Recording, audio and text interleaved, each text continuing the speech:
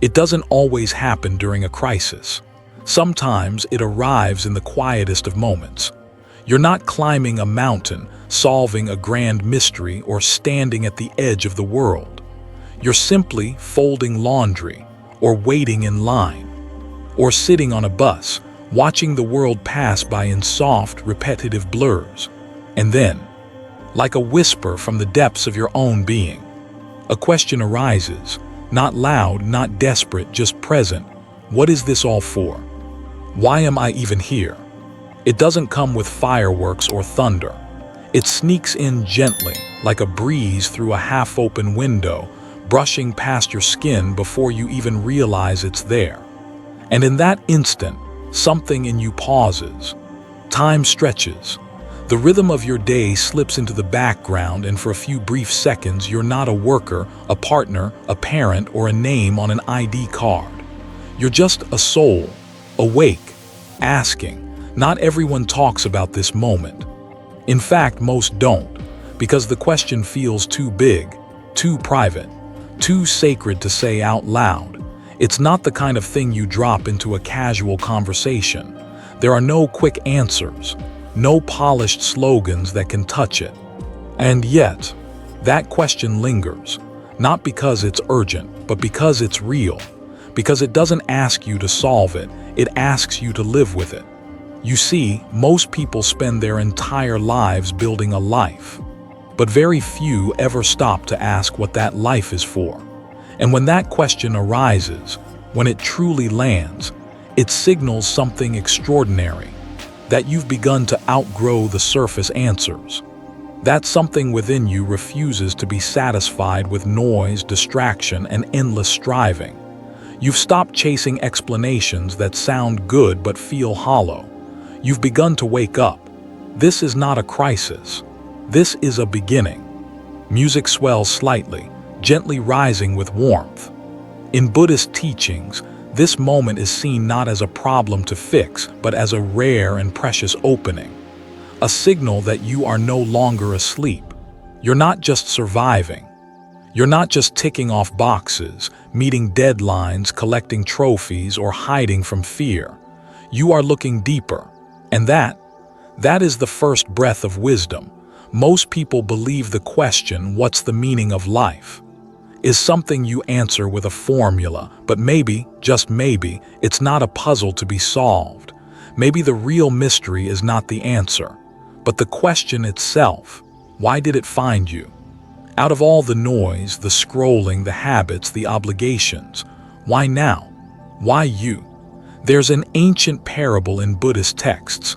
It tells of a blind turtle who lives at the bottom of the vast ocean. Once every 100 years, this turtle rises to the surface. Floating on the ocean is a wooden ring, barely the size of its head. The odds of the turtle's head passing through that ring, almost non-existent. And yet, that's how rare the Buddha says it is to be born a human. Not because humans are powerful, not because we invented the wheel, went to the moon, or split the atom, but because we, unlike all the other beings, have the capacity to ask, why? What is the point of all this? Is there something deeper I'm missing?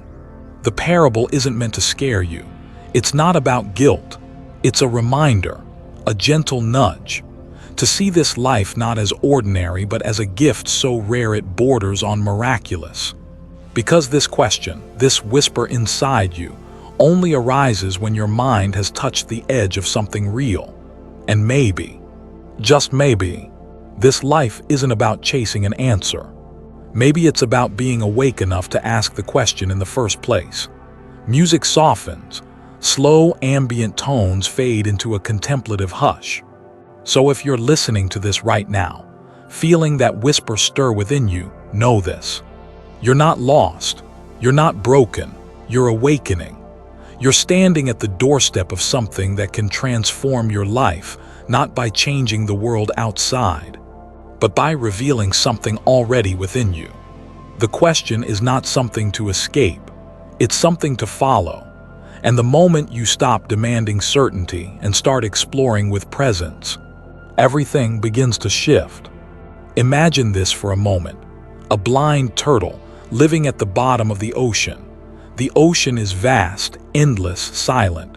Once every 100 years, this turtle rises to the surface. And floating somewhere, miles upon miles of open sea, there's a single wooden ring, small, weathered, tossed by wind, drift, and current. What are the chances that the turtle's head passes right through that ring? Almost zero.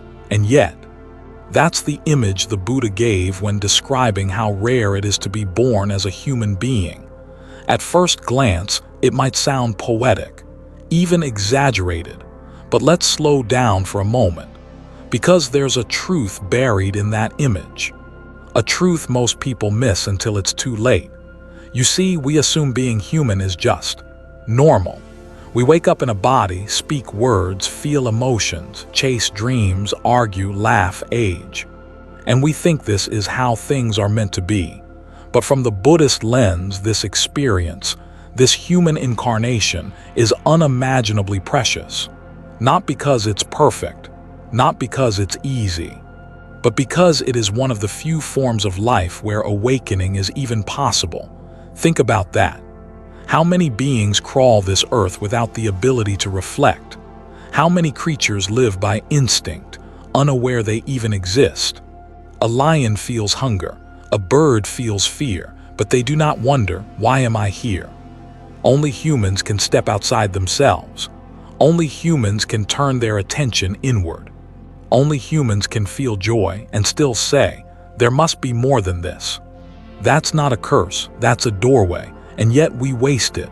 We waste this opportunity fighting with ourselves, chasing shadows, drowning in comparison, distraction, resentment, pride. We trade our attention, this divine, radiant force, for gossip, outrage, shallow thrills. Not because we're bad, but because we forget. We forget how rare this moment is. We forget that consciousness, the ability to ask, to suffer, to reflect, is a gift few in this vast universe possess. In Buddhist cosmology, there are countless realms. Realms of craving, realms of bliss, realms of torment and forgetfulness. And in most of them, spiritual progress is either impossible or too slow to matter. But this human life, this is the golden balance. We suffer just enough to want out, but we're conscious enough to seek the way. We're not drowning in pleasure like the heavenly realms. We're not consumed by torment like the hell realms. We are in between, the perfect ground for awakening. But here's the hard truth. This won't last. The body you're in right now, it will decay. The breath you're taking as you listen to this, one day it will be your last. And when that final moment comes, when your eyes close for the last time, what will matter won't be what you owned or how many people applauded you.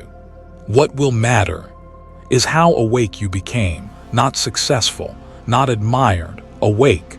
Did you see clearly? Did you live with intention? Did you notice the miracle pulsing quietly in your every breath? Because this isn't forever. This moment, this very moment, is one of the rarest gifts in the entire cosmos. Not because you're special in an egoic way, but because you are alive, aware, and able to change the course of your existence through mindful action. Let that settle in your chest like a quiet revelation.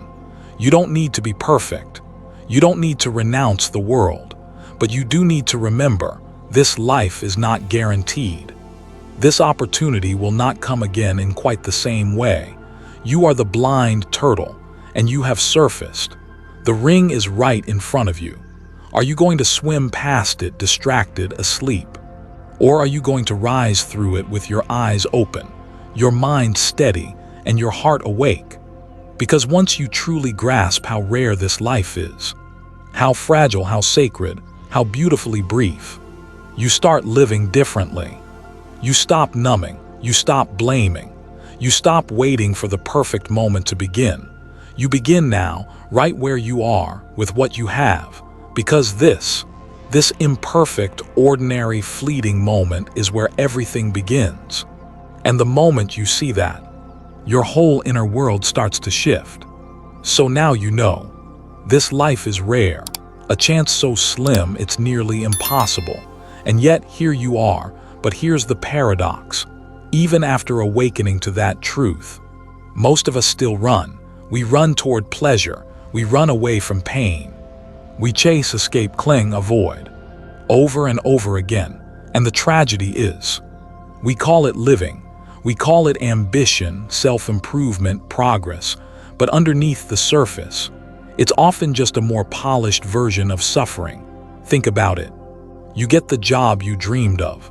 You feel good, maybe even ecstatic for a while, but then a whisper creeps in. What's next?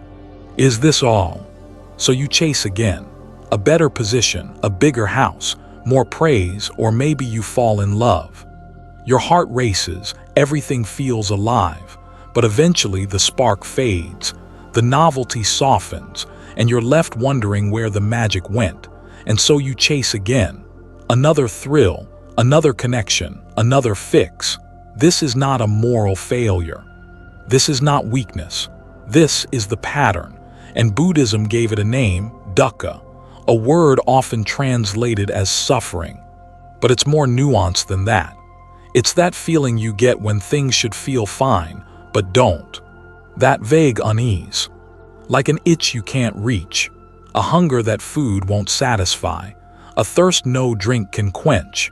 It's the experience of life not quite fitting, like a wheel that doesn't turn smoothly, always grinding, always resisting.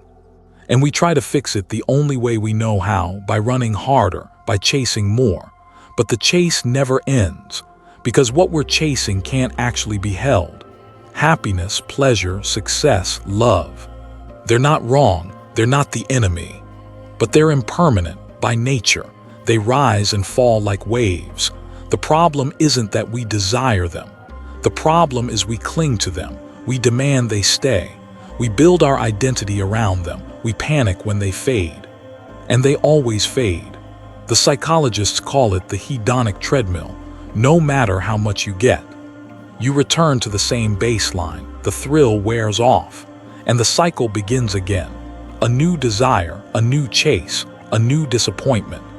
And so we oscillate, grasping at joy, fleeing from pain, swinging between craving and aversion like a pendulum with no rest. We say things like, "I'll be happy when. I just need to get through this week. If I can just fix this one thing." But there's always one more thing, always another condition for your peace. And while your feet race on the treadmill, life quietly passes by. The Buddha saw this clearly, not just as a philosophy, but as a lived reality. He didn't teach people to reject joy. He didn't say pleasure was evil. He simply pointed to the grasping, the tightness, the tension we bring to what is meant to be flowing. Even joy becomes suffering when you try to freeze it. Even sorrow deepens when you refuse to feel it.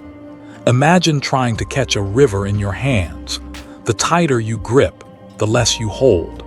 But if you let your hand soften, the water flows through. Cool, clean, alive. The same is true with life. Suffering is not pain itself. Suffering is the resistance to pain.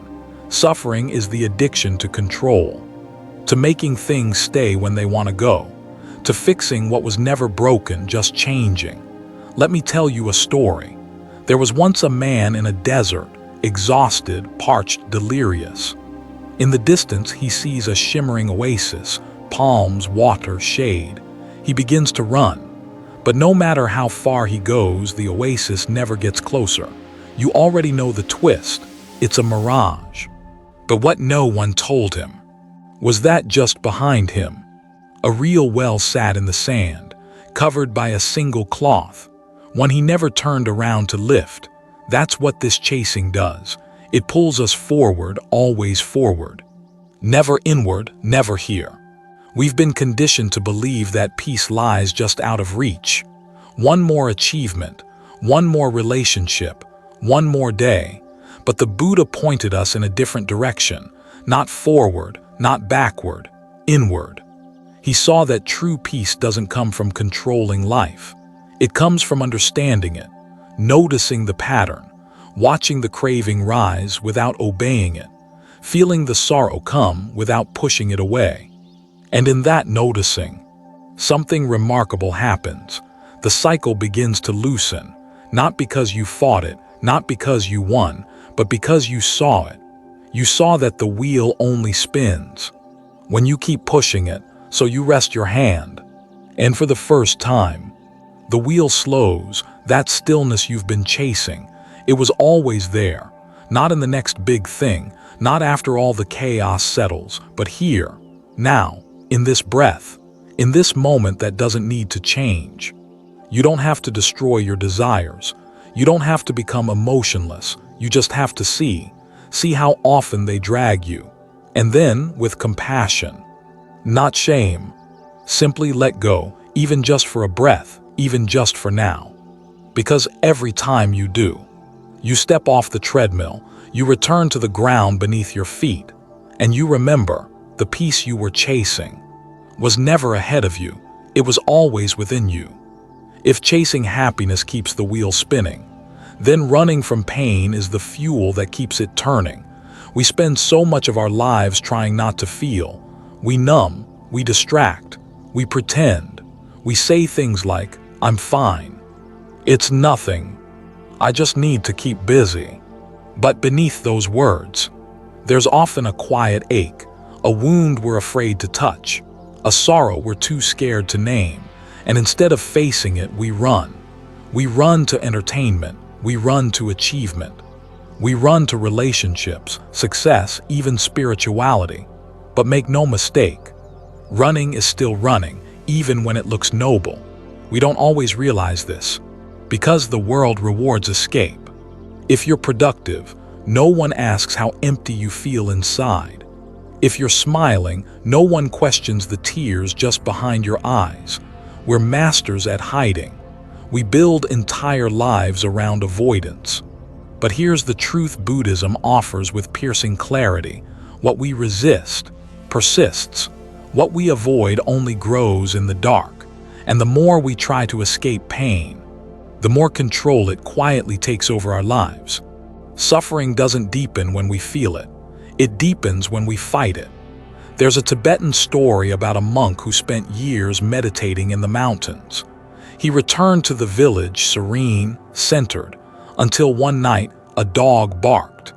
Just a bark, and suddenly rage. A storm rose inside him he thought he'd buried, all his years of silence. But the pain he'd never faced was still there, waiting, watching just beneath the stillness. Because silence isn't healing if it's just a wall. Stillness isn't peace if it's built on denial. That story, it's not just about monks, it's about all of us. We think if we don't look at the pain, it will go away. But pain ignored is like a debt unpaid. It doesn't disappear, it just collects interest. Emotionally, spiritually, even physically, it seeps into our posture, our relationships, our patterns of thought. We start reacting to the world not as it is, but through the lens of wounds we've never allowed to heal. And so we create illusions. We imagine a version of life where there's no discomfort, no failure, no sadness. We convince ourselves, if I can just fix this one thing, then I'll be okay. But the problem is never just one thing, because life itself is filled with change, filled with beauty, yes, but also with loss, confusion, and impermanence. Buddhism doesn't ask you to pretend otherwise. It invites you to face it fully, directly, with open eyes, not as a punishment, but as liberation. Because the more you run from pain, the more power it has over you. But the moment you turn toward it, really see it, something astonishing happens. It softens. Pain, when seen clearly, stops being the enemy. It becomes a teacher. You start to understand that sadness is not weakness. Grief is not a flaw. Loneliness is not a curse. They're all part of being human. They are signals, not signs of failure. And the more we allow ourselves to feel them, without judgment, without story, the more free we become. Let me tell you something personal. There was a woman I once met on retreat, widowed young. She carried a sorrow so heavy it lived in her bones. She told me, "For years I wore my grief like armor. I kept busy. I smiled. I did everything I was supposed to do. But every night I'd lie in bed and it would rise like a tide." She finally came to the monastery, not to escape, but because she was tired of pretending. "I just wanted to sit," she said, "and not run anymore." And she did. She sat in silence. She cried for days, not because anyone asked her to, but because, for the first time, she gave herself permission to feel. Months later, she looked lighter, not because the pain was gone, but because she was no longer fighting it. She had made peace with the ache, not by fixing it, but by allowing it to breathe. And that's when I saw the miracle. The same sorrow that once closed her heart was now the very thing that opened it. This is what we forget. Pain, when welcomed, becomes a path. It strips away illusions. It brings us back to what matters. It humbles us. It connects us. There is a Japanese practice called kintsugi, the art of repairing broken pottery with gold. The cracks aren't hidden. They're highlighted, celebrated, because the break is not a flaw, it's part of the story. And in its own quiet way, it makes the vessel more beautiful. You are that vessel, and the pain you carry, it does not disqualify you from peace. It invites you to a deeper version of it. So stop running. Let yourself feel. Let the illusions fall away. Let the truth of this moment, however raw, be enough, because there's nothing wrong with you for hurting. There's only something wrong with a world that tells you to hide it. And maybe the beginning of true healing is simply to stop hiding, to sit with the ache, to see it, to bow to it, and whisper, "You are welcome here." What happens when it all ends? When the body breathes its final breath? When the mind flickers for the last time? When the name, the face, the stories, all dissolve into silence? Does everything vanish? For many, death is seen as the finish line, the curtain closing, the end of the performance. But in Buddhism, that's not how the story goes. Death is not a full stop. It's a comma, a pause in a much longer sentence. Not a vanishing act, but a continuation. A ripple, quiet, unseen, but still moving. You've felt those ripples before. A kind word from someone long gone that still echoes in your mind. A wound you carry that didn't start with you. An instinct, a habit, a feeling you can't explain. They're not random, they're residue, the afterglow of karma. But karma is often misunderstood. People hear the word and think of punishment. A divine scoreboard. Do good, get rewards. Do bad, get pain. But that's not what karma is. Karma simply means action, and not just physical action, but speech, thought, intention. Every action you take sends a ripple, like a stone dropped into a still lake. The splash may disappear quickly, but the waves keep moving outward endlessly. What you do matters, not because someone's watching, but because everything leaves a trace. Anger spoken shapes the mind. Kindness whispered softens the heart. A single moment of cruelty can linger for generations. And one gesture of compassion can open doors you never see. These ripples don't die with the body, because the mind is not a container, it's a process, a current, a flow. When the body dies, the process continues, not as you, not as an eternal soul in the Western sense, but as the momentum of all that's been set in motion. It's like lighting one candle from another. The flame transfers, the energy continues, but it's not the same flame. That's how rebirth works in Buddhist thought. Not someone being reborn, but the stream of consciousness flowing forward. Shaped, directed, flavored by karma. Not fate, not punishment, just cause and effect. And the implications are profound. It means that your life doesn't disappear. It echoes. It builds. It rolls forward like thunder in the sky long after the lightning has struck. But don't think this is just about future lives. You don't have to believe in rebirth to see how karma works. Just look at how one small action today can change the direction of your tomorrow. A word said in anger can ruin a friendship that took years to build.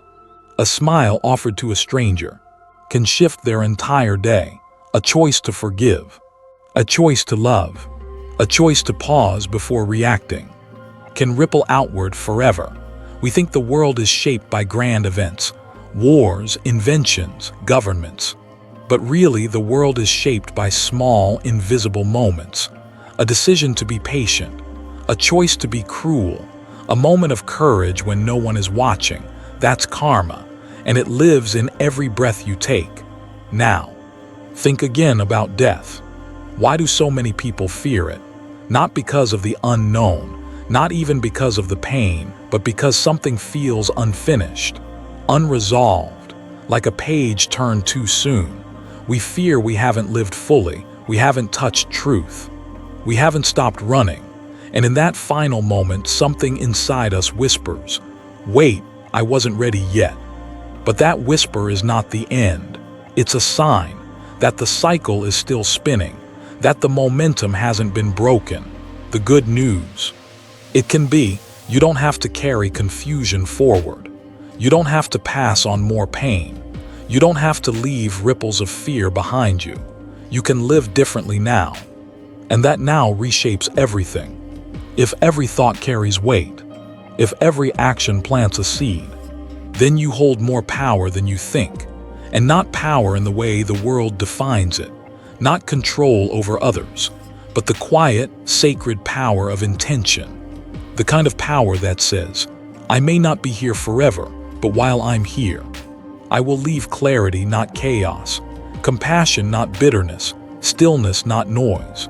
Because one day your voice will fall silent, your hands will rest, your name will fade, but your ripple will continue. And what continues is not confusion, but consciousness, not fear, but freedom. And maybe that's what death really is. Not an ending, but the turning of a page you've been writing all along. So write it well, not with perfection, but with presence, with courage, with care, because every step you take, every breath, every thought, is shaping what comes next. And in the silence after your final breath, may that ripple move through the world, like a soft wave of wisdom, calm and clear, leaving only peace behind. So if karma flows forward, if the ripple continues after death, what exactly is it that continues? What moves from one life to the next? What is it that carries memory, emotion, fear, longing? Is it you? That you with a name, a body, a voice? The you with preferences and pain, opinions and dreams? It's tempting to believe so. After all, that you feels so solid, so familiar, so real. But here's the radical, unsettling, liberating truth Buddhism offers. There is no fixed you. There is no eternal self hiding behind your skin. No soul sealed in a glass box, untouched by time. What you call you is a collection, a bundle of processes, a pattern of thoughts, emotions, sensations, reactions, ever shifting, ever changing. The Buddha didn't say the self is an illusion to mock us. He said it to free us. Because the idea of a permanent self, as comforting as it sounds, is the root of suffering. Think about it. When you believe you are a solid self, you cling to identity, you attach to reputation, you fear change, you panic at loss. You dread death, because if I am real, then I can be hurt, I can be erased, I must be protected at all costs, and that's where the fear begins. But what if the I was never fixed? What if it was just a habit? A mental habit, reinforced every day. By language, by memory, by thought. Buddhism calls this habit the 5 aggregates: form, sensation, perception, mental formations, and consciousness. These aren't 5 things you have.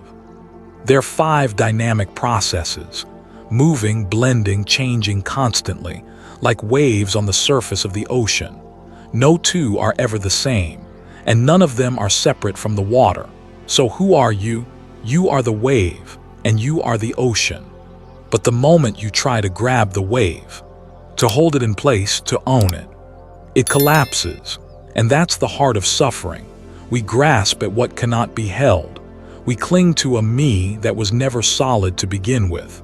So then, if there's no self, how does rebirth work? Isn't that a contradiction? Here, where the subtle beauty of the Buddha's teaching shines. Rebirth is not the travel of a soul, it's the continuation of momentum. Like one flame lighting another, or one echo giving rise to the next, the conditions from this life. Your thoughts, intentions, habits, set in motion another formation, not a copy, not a reincarnated you, but a new process, shaped by what came before. Just like a mango seed gives rise to a mango tree. Not a banana, it's not the same tree, but the pattern carries forward. This understanding rewrites everything. It tells us, you don't have to be trapped by identity. You don't have to carry the burden of who you think you are. You don't have to protect an image, defend an ego, uphold a mask, because there's nothing to defend. What you are is open, vast, fluid. You are not a noun, you are a verb, a becoming, a happening, a living dance of cause and effect. And in that dance there is freedom. I once heard a story from a monk in Thailand.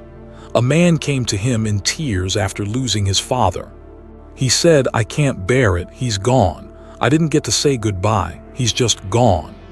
The monk listened quietly, then asked, "When you light one candle from another, is the first flame gone?" The man paused. "No, it's passed on."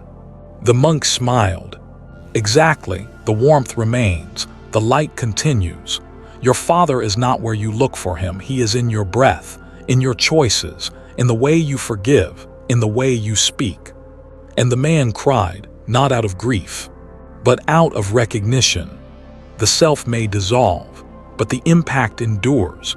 The illusion of self falling away does not lead to nothingness, it leads to interbeing.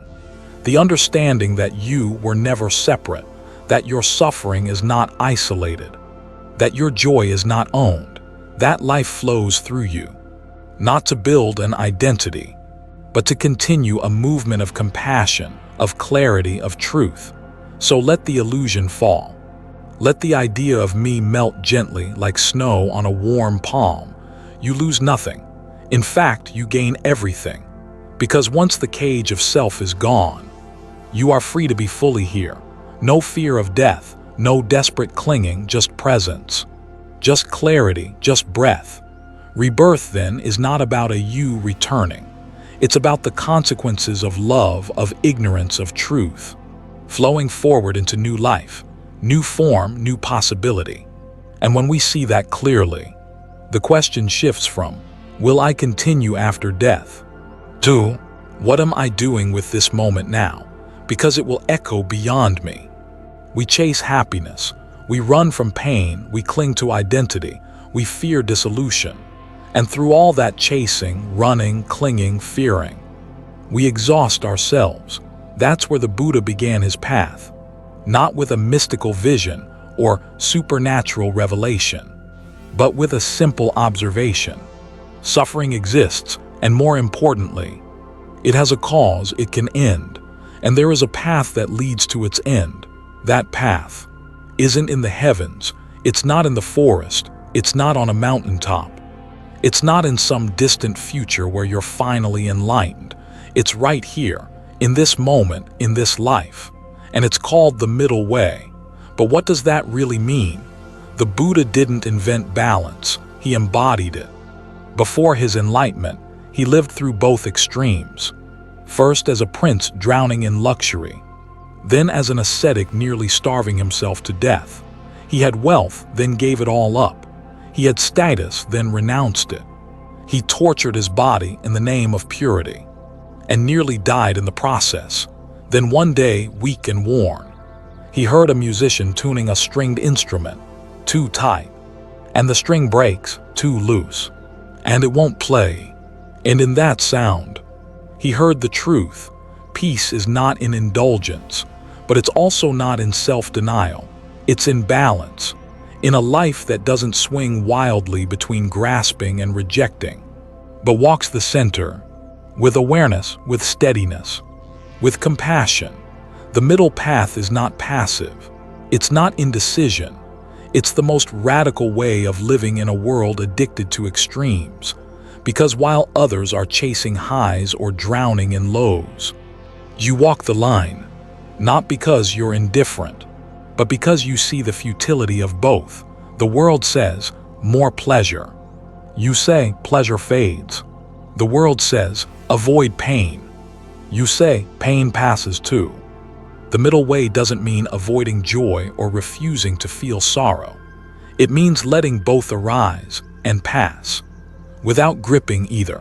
It's not about control, it's about clarity. You don't fight your desires. You don't become a slave to them either. You see them, you understand them, and you act not out of impulse but out of wisdom. There's a quiet strength in that. Let me tell you about a man I once met in northern Vietnam. He was a retired soldier, haunted by memories of war, by things he'd done, things he couldn't undo. For years he drank to forget. He tried religion, therapy, meditation, all in search of peace. And then one day he stopped trying to fix himself.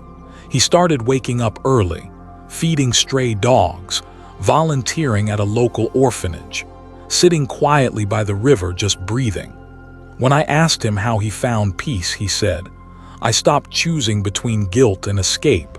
I just started living again, gently, carefully, mindfully, not because I deserve it, but because this moment is still mine. That's the middle path. Not dramatic, not flashy, but powerful. It meets you where you are. Not in the future, not in a fantasy, but here, in the way you eat your meal, in the tone you use with a loved one, in the breath you take before speaking, in the pause between thought and action. And this path doesn't demand that you leave the world. It asks you to walk within it, awake, steady, grounded. Whether you're a parent or a monk, a student or a farmer, a teacher or a janitor, the middle path is for you. Because it's not about a special life.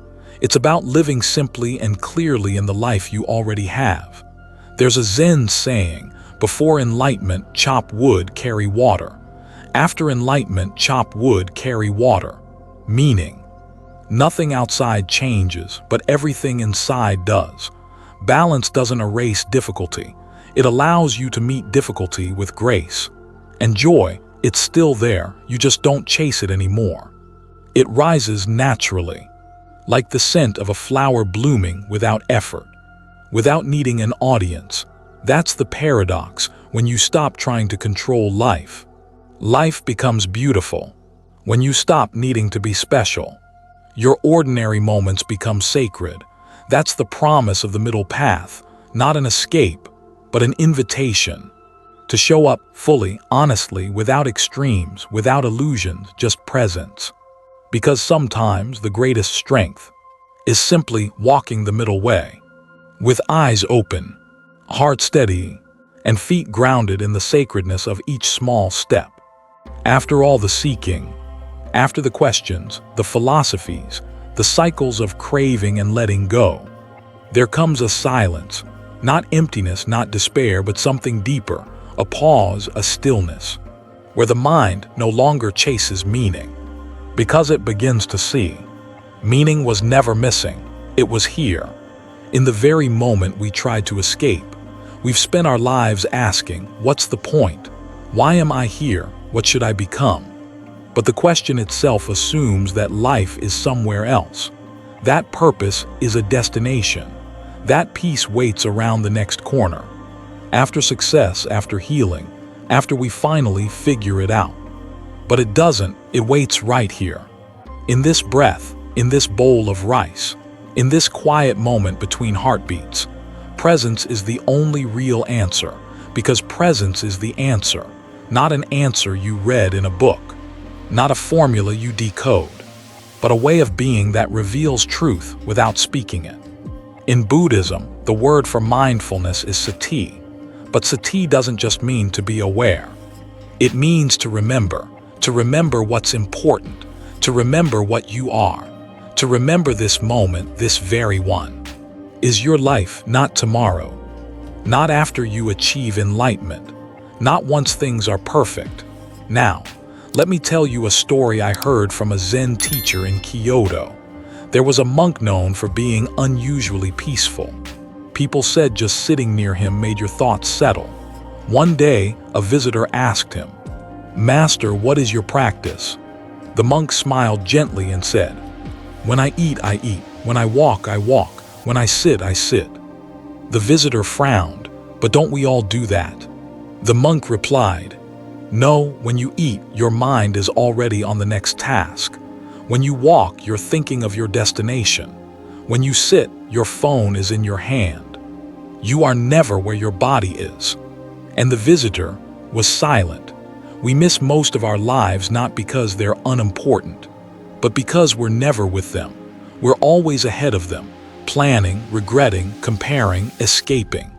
But presence doesn't wait, it's here, quietly pulsing beneath the noise, not asking you to fix anything, not demanding you become anyone else, just inviting you back to your breath, back to your senses, back to the sacredness of what is.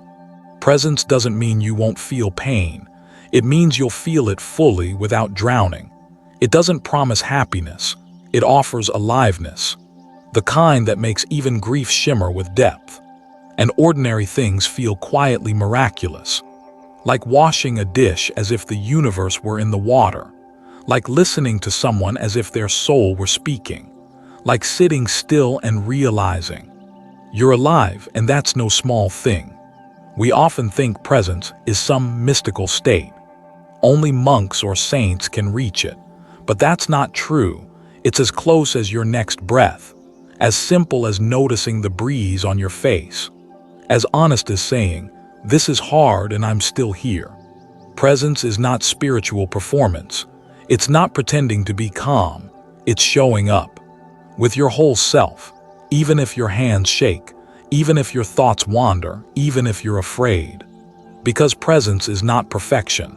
It's permission to be here, as you are, without needing to fix the moment or yourself. I remember once sitting with an old Zen teacher. He was nearing the end of his life. Someone asked him, "Do you fear death?" He smiled and looked at the falling leaves outside. "Why fear the end?" he said, "when I have learned to be here for the middle." That line never left me, because it wasn't just poetry. It was clarity. Presence isn't about adding more meaning to your life. It's about feeling what's already here, fully, gently, without rushing. And when you live like that, meaning no longer becomes a chase.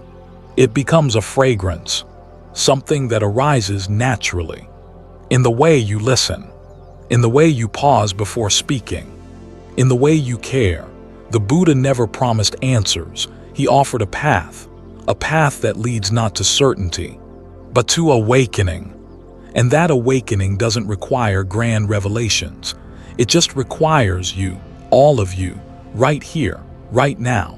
So if you're still looking for the purpose of life, pause, place your hand on your chest, feel it beat. You are the answer. You have always been, not someday, now. Sometimes, truth doesn't arrive through philosophy. It doesn't knock on your door with a long explanation.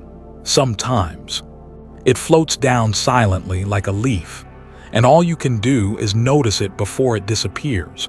This is a story, a simple one.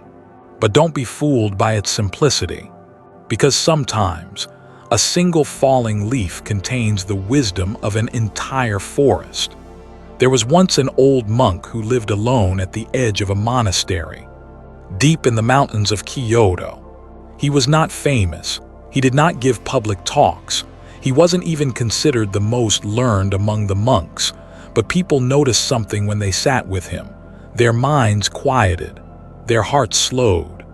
Time seemed to stretch open, like the silence between two deep breaths. One afternoon, a young seeker climbed the mountain to find him. He had studied texts, sat countless hours in meditation, fasted, prayed, and debated. But he still felt restless, still confused, still burdened with the same burning question: what's the meaning of life?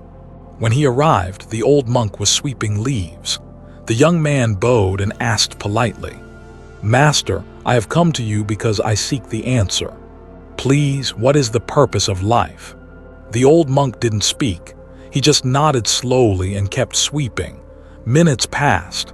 The silence became heavier. Finally, the young man repeated a little more urgently, "Please, I've studied the sutras. I've practiced hard. I want to know, what's the answer?" The monk paused, leaned on his broom, and pointed at a single leaf falling from a maple tree above. They both watched it float, twist, and land gently on the ground. The monk turned to the young man and said just one word: "That." The young man blinked. I don't understand."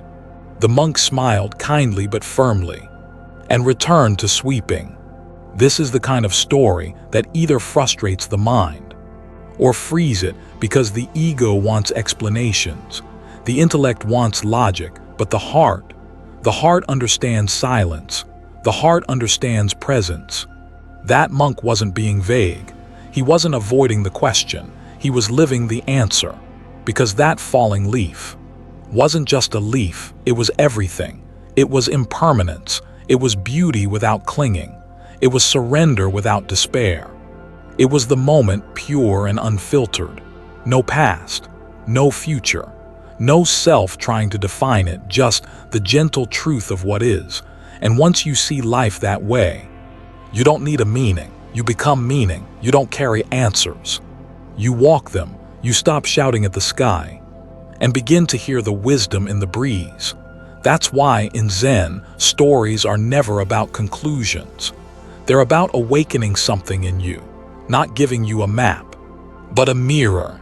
So ask yourself now, when was the last time you actually watched a leaf fall? Not glanced, not noticed vaguely, but really watched, felt its silence, felt its surrender, felt its complete lack of resistance to gravity, to change, to death. It doesn't cling, it doesn't argue, it doesn't shout at the wind, it lets go. And in that letting go, it dances. Maybe the monk was pointing to that. Maybe he was saying, you keep asking for answers, but the answer is not in the asking. It's in stopping long enough to notice what you already have. And in that noticing, a new kind of seeing begins, not through concepts, but through contact. Contact with the present, contact with the breath, contact with the fragile, fleeting, sacred dance of existence. The falling leaf doesn't explain itself, and neither does life. But if you're quiet enough, still enough, open enough, you'll understand, not with your thoughts, but with your whole being. Because maybe the purpose of life isn't to hold it tight, define it, or perfect it. Maybe it's to be here for it, as it is, like the monk with his broom, like the seeker watching the leaf, like you listening now. So, here we are, after all the words, after all the stories, metaphors, parables, and insights, we return, not with more answers, but with something much more precious, a shift. Something inside you now sees a little differently. Not because I told you something new, but because you remembered what was always there. You remembered that this life, your life, isn't waiting to be explained. It's waiting to be felt, fully, honestly, with both hands. We often begin the search for meaning like someone searching for a hidden treasure buried beneath the ground. But the treasure was never buried. It was always in the light, in the ordinary, in the breath you just took, in the face of a stranger, in the warmth of tea in your hands, in the sound of a leaf falling. You don't need to conquer the world. You don't need to escape it either. You just need to be here. Awake, open, kind. Because the greatest gift of life is not found in chasing something grand. It's found in how you touch the moment that's already here. And when you begin to live like that, gently, presently, without forcing life to be anything other than what it is, you begin to glow from within, not with ego, but with something softer, A kind of peace that's not about avoiding pain, but no longer running from it. A kind of clarity that's not about being right, but being real. A kind of love that doesn't possess, but quietly blesses. So what now? You don't need to do anything spectacular. You don't need to become anyone new. You just need to keep walking as you are, but walk with presence, walk with care. Walk knowing that every step you take ripples across lifetimes. Even if no one sees it, every kind word, every patient breath, every moment you don't react with anger. Those things matter. They ripple outward, they echo. They shape the world, not with noise, but with stillness. So next time you wonder, am I doing enough? Or does any of this even matter? Remember, it matters. You matter, not because of your success, not because of your knowledge, but because of the way you are here, right now, alive, aware, awake, and maybe in the end. That's the only meaning we need, to be someone who truly lives this life, not from the outside, but from the very center of being. So let this not be a goodbye, but a gentle bow to your breath, to your story, to your courage, because it takes great courage to live simply, to ask deeply, to feel fully, and to love quietly. You don't need to solve life. Just meet it, like the monk met the leaf, like the Buddha met the suffering of the world, like you are meeting this moment now. And that, dear friend, is enough.